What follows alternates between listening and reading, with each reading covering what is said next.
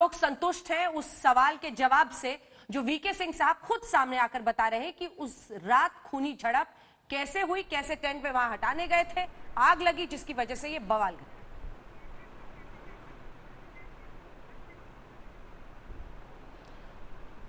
पूरा सम्मान है, वीके सिंह जी पहले सेना अध्यक्ष रह चुके हैं, अब मोदी सरकार में वो minister of state for roads and highways हैं। आपकी रिपोर्ट ने खुद ही कहा था कि ये बयान उन्होंने आरएसएस के एक प्रोग्राम में दिया था। तो मैं पूरी विनम्रता से ये जानना जरूर चाहूंगी कि क्या सरकार की तरफ से वो अधिकृत थे कि वो ऐसा बयान दें, क्योंकि इस बयान की पुष्टि ना तो डिफेंस मिनिस्ट्री ने करी है, ना डीजीएमओ ने करी है, ना एमईए ने करी है, ना पीएमओ ने करी है, जिन 4 लोगों को इसकी पुष्टि करनी चाहिए थी। क्योंकि जब इतनी बड़ी बात वीके सिंह कहते हैं तो कहीं ना कहीं उन्होंने कहा कि चाइना की गलती थी, जो हम सब मानते हैं, उनकी बात सही है, बिल्कुल चाइना की गलती रही होगी। इससे टेंशन और बढ़ेगा, हमारे जवानों के लिए मुश्किलें भी बढ़ेंगी। तो उनको क्या ये अधिकार था कि वो ऐसी ब्रीफिंग कर सकें? ये मेरा पहला सवाल है, क्योंकि उन्होंने आरएसएस प्रोग्राम में ब्रीफिंग करी, उन्होंने कोई डीजीएमओ के साथ बैठ के ब्रीफिंग नहीं करी, वो रोड्स एंड हाईवे के मिनिस्टर ऑफ स्टेट है पहला। उसके पहले वीके सिंह ने कल ही एक बयान दिया था जिसमें उन्होंने कहा था कि चाइना की हमेशा से विस्तारवादी नीति रही है और उस पर कभी भी विश्वास नहीं किया जा सकता है। वो पूर्व सेना अध्यक्ष हैं, क्या उन्होंने ये डर, ये भय, इस आशंका को कभी भी प्रधानमंत्री जी के साथ शेयर किया? क्योंकि प्रधानमंत्री जी की चीन से घनिष्ठता रही है, अगर उन्होंने शेयर किया तो प्रधानमंत्री जी ने इसकी अनदेखी क्यों करी? वो तो पूर्व सेना अध्यक्ष है, ये दूसरा सवाल है। और तीसरा सवाल छोटा सा ही सिर्फ इतना है कि पूर्व सेना अध्यक्ष आरएसएस के प्रोग्राम में ये पूरा ब्यौरा देते हैं, जबकि वो अधिकृत नहीं है ये बोलने के लिए, इसकी कोई आधिकारिक पुष्टि नहीं हुई है। लेकिन प्राइम मिनिस्टर कल मन की बात में लूडो की बात करते हैं, सांप सीढ़ी की बात करते हैं, होम वीडियो बनाने की बात करते हैं, लेकिन चीन का खुलकर नाम तक नहीं लेते हैं। और आपने शाह की ललकार जो बोली थी, उस असंसदीय भाषा का मैं जितनी भर्त्सना करूं वो कम है। संसद is the highest temple of Indian democracy, वहां पर 2-2 हाथ नहीं होते हैं, वहां पर विचार विमर्श और नीतियां बनाई जाती है। 2-2 हाथ दंगल और अखाड़े में होते हैं, संसद अखाड़ा नहीं, मंदिर है हमारे लोकतंत्र का। गौरव भाटिया जी जवाब दीजिए।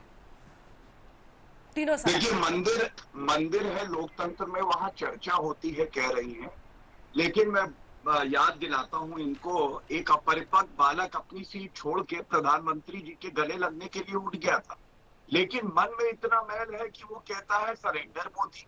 ये मुझे बात समझ में नहीं आई। मैं भी कहूंगा राहुल गांधी को, बिना घबराए बिना डरे, राहुल गांधी जी आप कह दीजिए कि चीन से आपने 90 लाख रुपए घूस ली है। और अंजना जी, मैं देखिए 5-6 तथ्य रख दूं, बड़े महत्वपूर्ण है, जिससे ये साबित हो जाएगा कि अपना ईमान बेच चुका है गांधी परिवार चीन को। गौरव जी, इससे पहले कि आप राहुल गांधी की पूरी बायोग्राफी यहाँ पर लिखे, मेरे एक सवाल का जवाब दीजिए। एक सेकंड प्रिया प्लीज, मेरे सवाल का जवाब दीजिए, जो उनका भी पहला सवाल था। क्या वीके सिंह साहब जो कह रहे हैं, क्या हम इसको सरकार की तरफ से अधिकृत बयान माने? और अगर ऐसा था तो ये 14 दिन पहले से अगर जानकारी इसकी थी आप लोगों को, 4 दिन पहले, 5 दिन पहले, क्यों नहीं जानकारी बैठकर औपचारिक रूप से हर किसी को दी जाती है?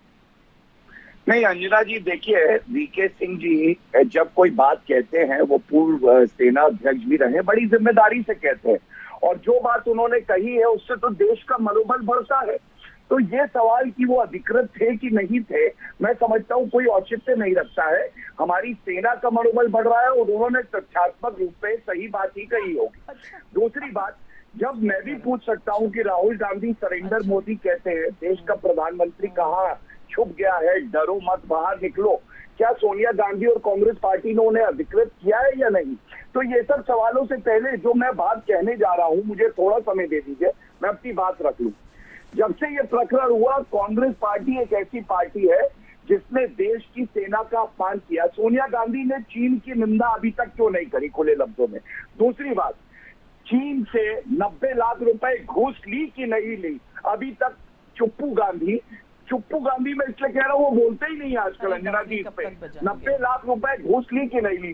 तीसरी बात, अधीर रंजन चौधरी इनके लीडर है वहां पार्लियामेंट में, उन्होंने एक ट्वीट कर दिया कि जहरीले साहब चीन, तुम्हें ठीक करना भारत को आता है, भारत की सेना को।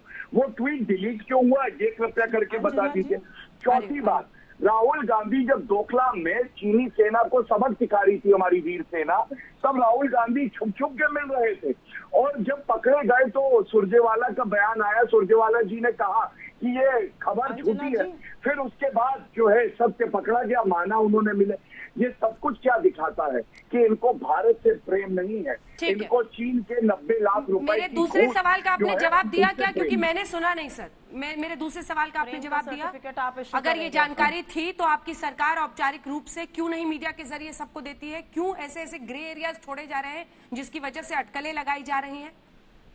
क्या अंजना जी, हाँ मैं उत्तर दे दूं। हाँ। क्या ग्रे एरिया छोड़े जा रहे हैं? देश के प्रधानमंत्री जी का जो वक्तव्य है, मैं समझता हूं उससे महत्वपूर्ण तो कुछ हो ही नहीं सकता। वीके सिंह जैसे बता रहे हैं कि उस रात क्या हुआ था, वो बता रहे हैं कि कैसे टेंट वहां से नहीं हटा रहे थे, वो PP-14 के पास थे, पेट्रोलिंग पॉइंट के, यहाँ पर गए, वहां आग लगी, ये सब क्यों नहीं बता दिया जाता? नहीं, एक मिनट अंजना जी, मैं जो बात कह रहा हूँ मैं अपनी बात पूरी कर लूं। सबसे पहले तो जब प्रधानमंत्री जी ने यह आश्वस्त किया पूरे देश को कि 1-1 इंच जमीन सुरक्षित है और सेना को खुला हाथ दे दिया, तो इनको क्यों दर्द हो रहा था? अगर पूर्व सेना अध्यक्ष ने बड़ी जिम्मेदारी से कोई बात कही है तो मैं समझता हूँ वो तो कहीं ना कहीं मनोबल बढ़ाने वाली है। तो उस पर इनको ये कष्ट है कि ये बताया क्यों और अधिकृत है कि नहीं है। अगर वो अधिकृत नहीं है, मान लीजिए इनकी बात सही है, तो जो सरकार को करना होगा वो कर लेगी।